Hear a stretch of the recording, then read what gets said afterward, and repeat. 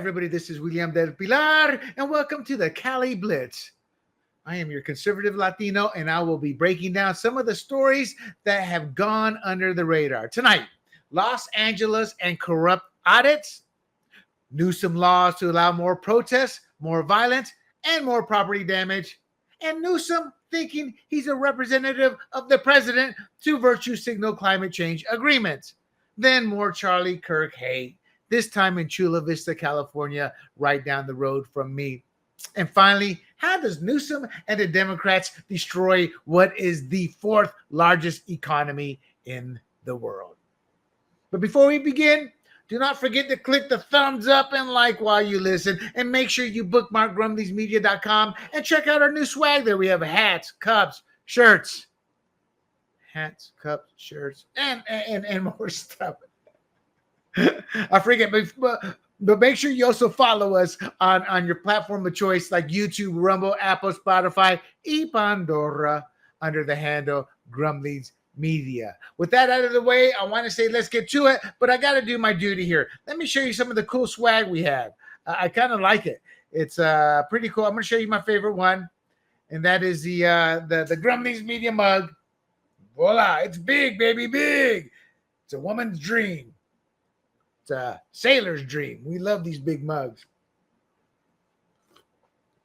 And you can get them at our store at grumblingsmedia.com or by swiping the code. I'll keep it up there. But real quick, since this is California, here's a shirt I have. Latinos for Trump. ¿Quién es el más macho? Presidente Trump es el más macho. It's a cute little shirt. And we've got other items on there as well. The GM shirt, but I really love the mug. The mug really shines through. All right, with that said, let's get into it. We're going to talk about the California government under fire for wasting taxpayer dollars to evade accountability in audits. The government I'm talking about specifically is Los Angeles under the stewardship of Mayor Karen Bass.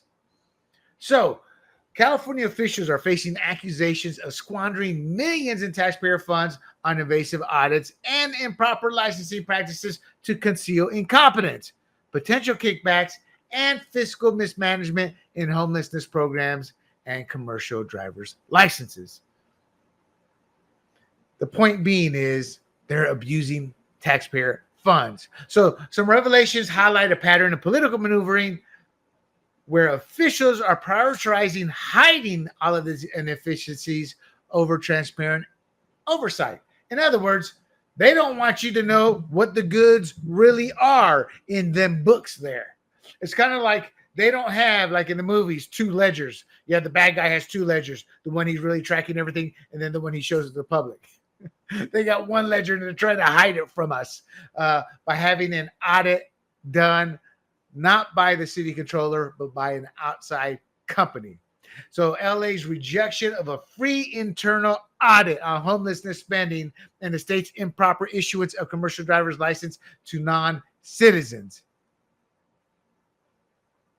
So in essence, they had the department who could do it for free. They said, no. We're going to go pay millions to get it done by an outside company. And that's according to Kenneth Mieja, who's accused the city of spending nearly $3 million on an extreme non-audit firm to review homelessness efforts. Let me repeat that. A non-audit firm, meaning it's a firm that doesn't really specialize in audits. And they're bypassing his office's independent, no-cost audit to avoid exposing billions in unaccounted funds at the LA Homeless Services Authority. So we can't say they're cooking the books. They're just keeping us from actually looking at the books properly. Now, he also talks about self-dealing and conflicts of interest by executives back and forth. Look, it's corruption. This is corruption, capitalistic cronyism, giving their friends the gig so they sit there and bring back a report. Oh, nothing to see here. Now, despite Mayor Karen Bass claiming reduction in homelessness through hotel acquisitions, audits do show substantial waste without impact. Look, this echoes broader state issues. Like what, William? Well, like $20 billion lost to unemployment fraud during the pandemic. There's a lot of money that's been gone. It's not just the homelessness. If they can audit all of this, we can find out where some of this money went. Probably to a lot of friends within the Democrat Party. A lot of nonprofit figures, executive directors, probably earning anywhere from 200 to 700,000, giving contracts out to their fellow Democrats or family members. It's bad, people. It's bad. Now, at the state level, a federal audit found California issued over 25% of commercial driver's licenses improperly to non-citizens. So it's not just LA. This is rampant, all this corruption. But LA is the one that was brought to our attention. But there are others, as I just stated. Now, in regards to the licenses, U.S. Transportation Secretary Sean P. Duffy ordered a halt on non-domiciled issuances, revoking or the revocation of non-compliant licenses within 30 days and potentially withholding of $160 million in highway funds and safety hazards, amid safety hazards like the fatal crashes we've been seeing across the country. So here's the point. LA's trying to hide their corruption by going to an outside auditor and a company that really doesn't specialize in audits.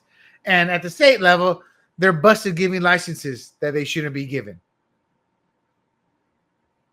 So the core issue with these outside audits is to hide what's likely more corruption or likely corruption.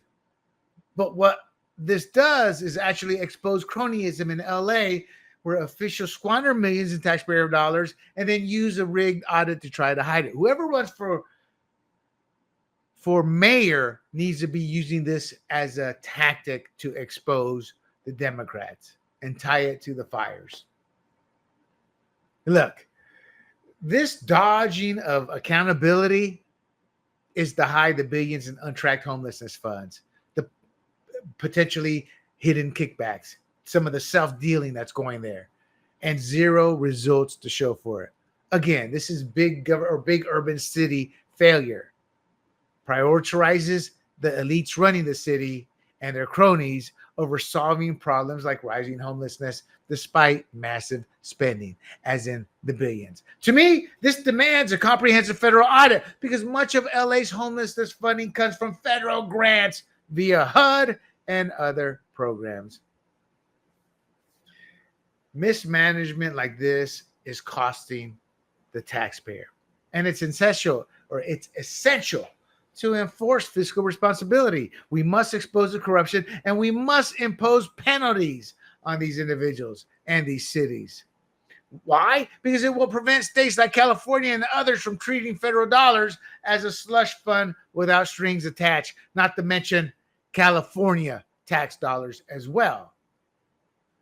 So watchdog groups like Judicial Watch or the Heritage Foundation, they're expected to file lawsuits soon for transparency if they haven't already. However, the real hope is swift federal action, such as withholding funds or expanding probes to rein in all this liberal-led waste and to expose it. We have midterms coming up. The people need to know the truth.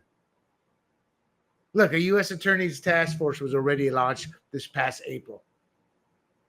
So this at least signals the process has begun amid all these ongoing audits and hearings, and hopefully it will expand to sit there and force a Fed audit on what the city controller is talking about. So let's hope we can get an outside audit from a legitimate source and not a company that's seen as cronyism towards the Democrats. All right. Newsom signs laws to resist Trump's immigration crackdown. What else is new? So Newsom signed bills to limit federal immigration enforcement and to protect illegal aliens in response to Trump's deportation policies. He enacted a package of bills last week, and it's aimed at countering the Trump admin's aggressive immigration sweeps. I just heard today on the Megyn Kelly show, I think it was Schellenberg, saying that the Trump's immigration policy, it's not working. Actually, it is. It's not working as fast as it can because he's got roadblocks everywhere. I'm not a big fan of Schellenberger. He's done good work here and there, but he's somebody who doesn't quite understand the big picture. Now, people can tell me, oh, William, look what he's done. I have read his work. And a lot of his work, when I do read, I'm like, it lacks an understanding of the bigger picture. And what I mean by that is that the reality of what's holding this administration back, the roadblocks of it. So I'm not that big of a fan. But anyway, back to Newsom. September 20th is when he signed into law a bunch of these bills. For example, Assembly Bill 49 prohibits schools from allowing immigration enforcement officers on campus without a warrant, while Senate Bill 98 requires notification and restricts entry into certain areas without judicial orders. Now, this is, and then Senate Bill 627, the No Secret Police Act, bans federal and local law enforcement from wearing face masks. Then there's Senate Bill 81 that bars immigration agents from entering restricted health facility areas without warrants. So this is what you call overreach, and it's unconstitutional. These laws violate the supremacy clause by attempting to regulate federal ICE agents. Now, why? Because their immigration enforcement duties or responsibilities, that's exclusive under federal authority. And it's prioritizing illegal immigrants' rights over national security and border control. So expect the courts to strike this down as well. Newsom's doing this because he wants to be president, wants to run for president. Look what I did, leftist hacks. What's that? I thought there were 1,000 in the room. Oh, 5 of you just got whacked by illegals in the sanctuary city. Whacked you guys. I'm terrible. Oh, man, I'm terrible. But my point is, man, there's so many deaths, so many muggings, crimes run amok. You know, cashless bail. It's like a revolving door. And then they say crime's down, and it's not down. What they've done is they've stopped reporting it. There's some city, Target or one of the stores kept calling, hey, we got some shoplifters there. The cops called them and said, we're going to arrest you guys if you keep clogging up the 911 lines by reporting this. We talked about this a few months back in a Fired Up episode. It's mind-boggling. And as we all know by now, banning masks for ICE agents is illegal. They have no say in that as well. And it's also compromising their safety. Federal agents are not bound by state laws under the Supremacy Clause, as confirmed by experts and DHS statements refusing compliance with courts, once again, likely to invalidate these restrictions. What does this do? This is actually wasting resources. California taxpayers foot the bill for symbolic, unenforceable legislation. And the mask, that's just going to hurt the local cops. Look, the left, with all the rhetoric, they've riled up their minions. You think all these people doing these laws, screaming this rhetoric, you think they're going to jail? No, it's the minions who will be. But how many dead civilians, conservatives, and law enforcement will it take before America finally wakes up? I don't know, but we're going to find out. All right. Now, let's get to another issue here. Newsom signs a non-binding climate MOU with Kenya. So Newsom signed a non-binding, quote, memorandum of understanding, unquote, with Kenya to advance climate efforts. And people are saying this is adding to the state's extensive international partnerships. Now, they're saying, look at Newsom. He's presidential with his global climate outreach. He's got a new partnership deal with Kenya focused on pollution reduction and trade. So the Kenyan president, William Ruto, he signed the MOU during Climate Week in New York. And this is building on a similar deal with Brazil. There's a difference between Brazil and Governor Newsom. Now, California has climate agreements with 28 countries that are not enforceable, including Denmark. Oh, talk about a weak-ass country who everybody has to protect, but who's as leftist as they come. So some of these efforts included 2022 legislation targeting carbon neutrality by 2045, 90% clean energy by 2035, setbacks for oil drilling, carbon capture, and nature-based solutions. These MOUs are not legally binding, as U.S. state governors cannot enter into formal compacts with anyone, much less foreign countries. Look, this is overreach. Newsom signing a climate deal with Kenya is laughable. Governors like Newsom, they lack the authority to conduct foreign policy. Why? The U.S. Constitution reserves international agreements for the federal government. This memorandum of understanding, it encroaches on that. California, look, we're facing pressing domestic crises like high energy costs, wildfires, and economic strain from green mandates, speaking of climate change. So prioritizing flashing international photo ops, it diverts the focus and taxpayer funds from fixing real issues. All this is virtue signaling. It's not substantive. And why is it happening? Because Newsom wants to be president. And he wants to build on this to show Democrat minions, look what I did. Even though it's not enforceable. It carries no legal weight. It can't compel actions or penalties. It relies purely on voluntary compliance. Do you think Kenya's going to, oh yeah, California, we're going to keep our deal? Please. Please.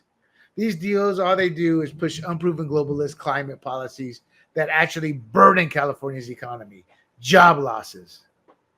And there's no measurable benefits. And again, partnering with nations like Kenya where enforcement isn't even feasible because of their own different priorities and resources. Virtue signaling at its worst. Let's talk about a city down the road from me. Chula Vista council members walk out during mayor's tribute to Charlie Kirk. So 3 Chula Vista city council members exited a meeting in apparent protest as Mayor John McCann honored the late conservative Charlie Kirk. It's embarrassing. September 23rd. McCann, a Republican, he deviated from the agenda to offer condolences for Kirk. Praises inspiration for free speech and youth leadership and engaging in debate. And while calling, as he called his death, a reminder of life's fragility and the need for dignity. Then, these people, they're my brethren. Ellos son Latino, pero son Latino que deme 2 minutos con esta mierda.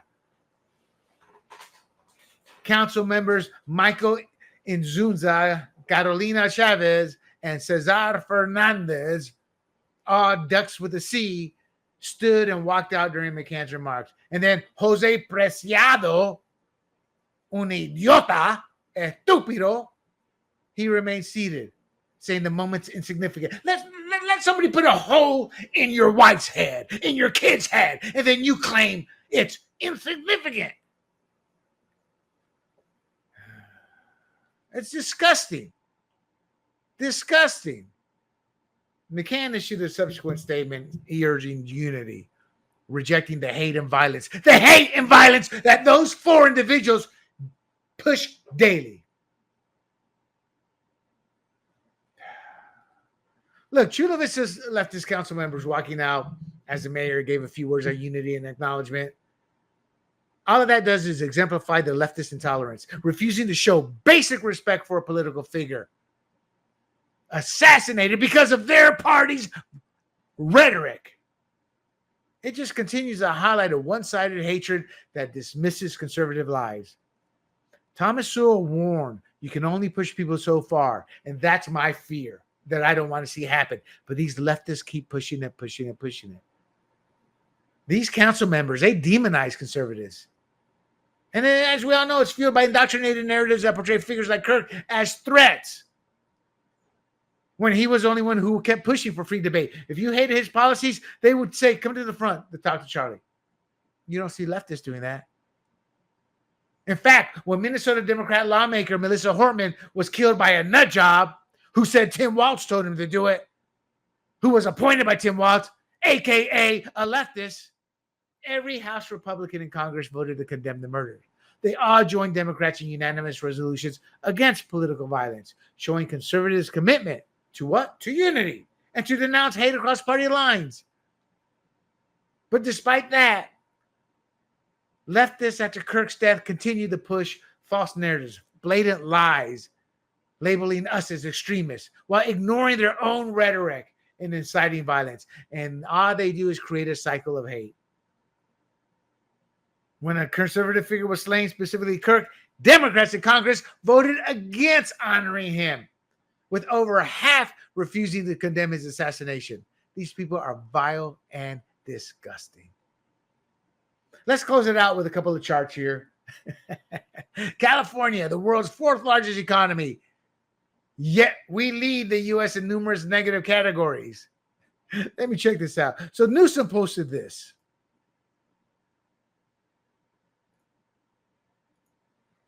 I hope y'all can see this.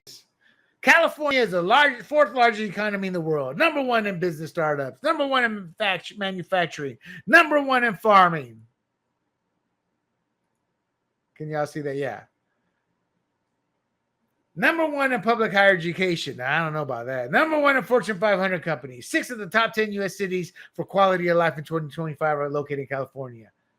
I really want to know who did that, because here's the ugly truth, my friends. Oh, y'all are going to like this. Here is the ugly truth, my friend. No, I got to make this one here bigger so you can see.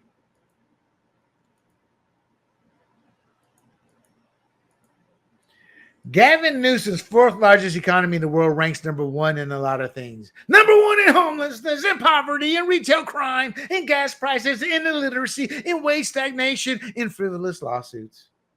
Number 3 in unemployment. Number 2 in housing costs. Number 2 in water bills. Number 1 in restrictions on workers. Number 1 in anti-business regs. Number 3 in energy, electricity costs. I thought we'd be number 1. Number 3 in inequality. Number 1 in income tax. Number 1 in gas tax. Number 1 in budget deficit. Number 2 in educational inequity. Number 1 in COVID school shutdowns. Number 1 in COVID business shutdowns. Number 1 in COVID mandates. Number 1 in illegal border crossings. Number 1 in funding for illegal immigrants. Number 1 in people leaving the state. Newsom has made this state, California, the hardest state to survive in for residents outside of Hawaii. Sky-high housing, taxes, and living expenses. And they're driving people out. Look, California tops the nation in people leaving the state.